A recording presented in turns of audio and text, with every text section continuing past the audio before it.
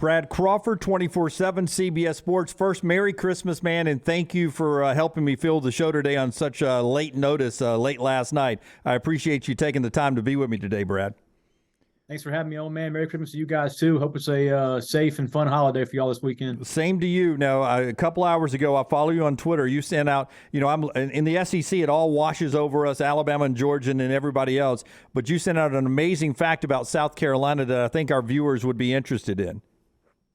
Yeah, Gamecocks have the number 16 class right now. If that holds, that'll be Gamecocks' third best class of all time, best class since 2012 under Steve Spurrier when he won, 3 straight 11-win seasons, top 5 all those years. And this class right here for 2023 cycle for the Gamecocks, they've signed more 4-stars than Michigan, Florida State, Auburn, TCU, Ole Miss, Arkansas, Nebraska, a lot of big name programs there. So Shane Beamer has used the momentum from this 8-4 finish, much to the chagrin of a few rival fan bases, and really done well this recruiting cycle. And that is, they had the best finish of anybody in college football, and still get, I don't know about you, but that bowl game in particular is one of the non-playoff games that I'm looking forward to. What about you? Yeah, I'll be heading down next week to Jacksonville for that one. 2 8-4 teams, Notre Dame, South Carolina. Winner of that game finishes inside the top 20. Probably an excellent momentum / motivational boost heading into 2023. I know the Gamecocks are still in the mix for 5-star Nicholas Harbor. You win that bowl game and you're able to beat out Michigan and Maryland for that guy. Gamecocks would then have a top 15 class. So I think Shane Beamer is very excited about the opportunity down in Jacksonville. And then after that game, Gamecock fans are going to find out if Spencer Rattler and Juice Wells, 2 all SEC type playmakers the last couple of weeks, are going to be back for 2023. Nobody's 100%, but you guys do an amazing job at 24/7 when it comes to those crystal ball projections. Do you know how you guys come up with that? I know it's a dumb question, but are you in on the inner workings of the crystal ball projections? Oh, yeah. I talk to our recruiting insiders very, very often. Steve Wilfong, he's our director of recruiting. Andrew Ivins down in South Beach is our director of scouting. Those 2 guys are kind of the in the know employees, so to speak. They talk to coaches nonstop, and usually if one of those 2 guys, Wilfong or Ivins, puts in a crystal ball, that's going to happen. We keep accuracy percentages, and those 2 guys are the industry leaders in that. So a lot of our experts who make those crystal ball projections, man, they're talking to players and coaching staffs daily, and they have some serious intel there. Well, Alabama hopes you're right on the crystal ball with Desmond Ricks a little bit later on today. I'm talking to Brad Crawford, 24/7 Sports, CBS Sports, friend of the show. We appreciate him so much. He's on the JohnsonRVCenter.com hotline. We talked to a lot of SEC people today. Let's go big picture around the nation.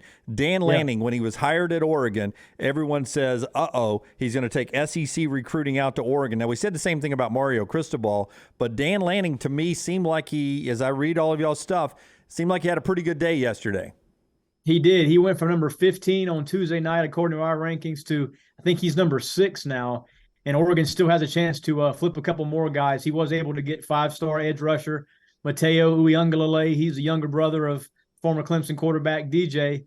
And Dan Lanning is building a quality championship-type roster out there. I know Oregon is also at the top of the food chain as far as NIL collectives are concerned. And you guys know, man, it's 2023 recruiting, and the game has changed.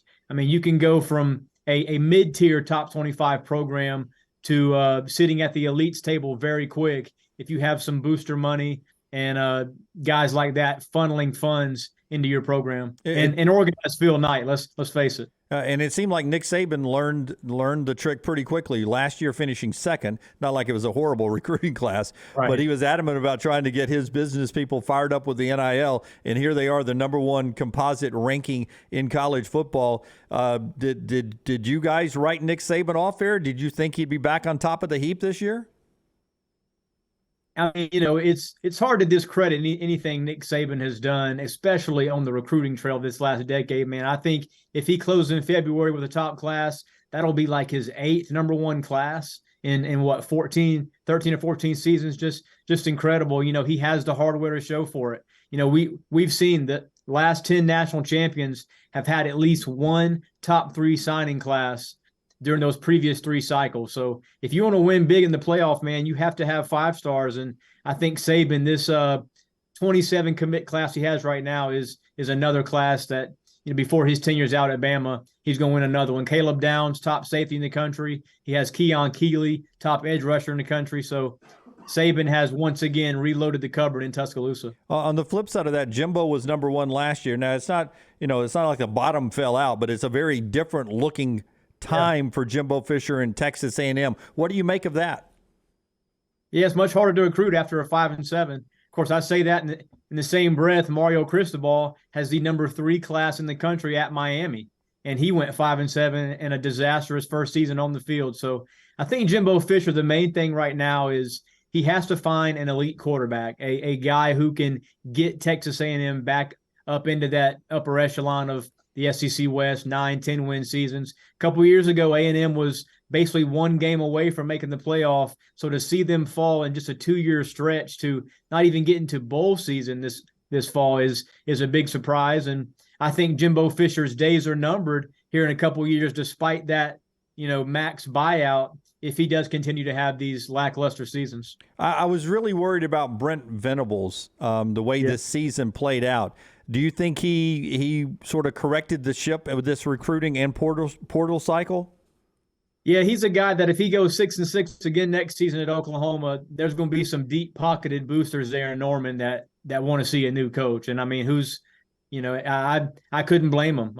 Oklahoma's a top 10 program. It's one of the best jobs in the country. Oklahoma 2 years from now is going to the SEC, which the schedule is going to be considerably tougher for Brent Venables. So, he kind of has a bridge year 1 for every coaching staff. You don't really have your players in place yet, so to speak. So this is first full recruiting cycle. I'll be anxious to see how he does in fall of 2023. Do you think people are still trying to figure out how to balance high school recruiting and the portal and how to mix those two together? Because, Lane Kiffin reloaded last year with the portal. Yeah. His high school class right now, it was 36 last I checked before the show. So that's not impressive, but I assume he's going to do some more portal work this year.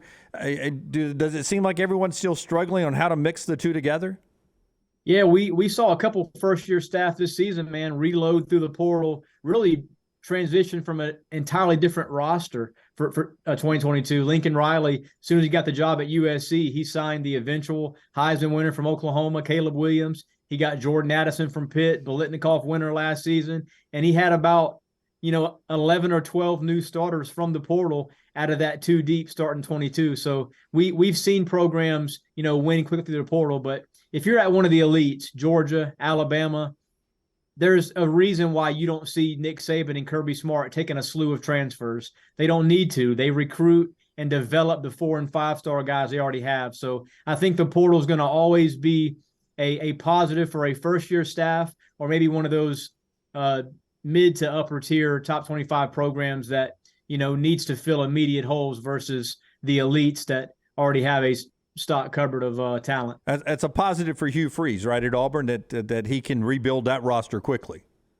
It's incredible what he's done in 2.5 weeks. To land a top 20 class, he flipped a cornerback yesterday from Ohio State. Ohio State's a team that, despite finishing number 5 in the country, a lot of that fan base is in a bit of a unrest right now heading into the playoff. Ryan Day lost his top commit for next season, 5-star quarterback Dylan Raiola. He was a long-time commit. So even teams that finish inside the top 5 but don't have a bunch of 5-stars at the top of that class, the fan bases can kind of grow very wary with it. Okay, humble brag, are those your shoes on the back, the big one right below the Alabama helmet, or does that belong to somebody else?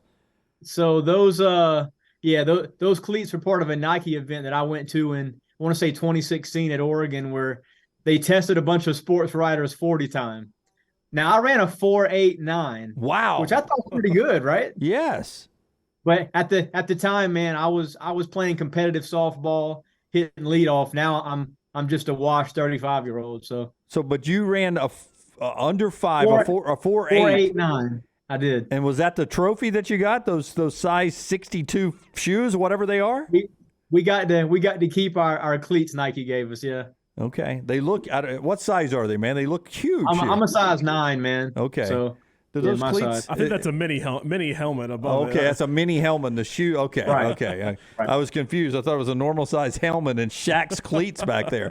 All right, Crawford. Thank you, buddy. I appreciate it. Merry Christmas. Yeah, you guys. Merry Christmas to y'all. Yeah, thank you, man.